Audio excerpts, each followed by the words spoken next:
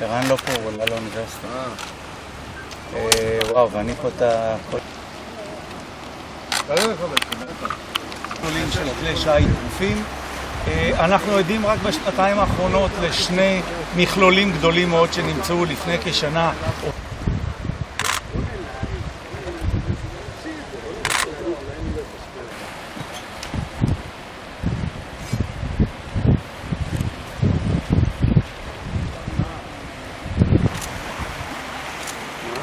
אחר כך אפשר להרים אותו בעוד זווית, מגיעים, אין בעיה.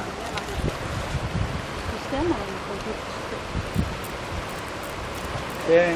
אנחנו רואים תחילת המאה הרביעית, אבל זה 304, 316. ומשתמרת שם. אתם יכולים לראות שכל החפצים הם לחפצים שלא עברו שום טיפול, שום ניקוי, כי ביום שהם טבעו ככה הם נשארו.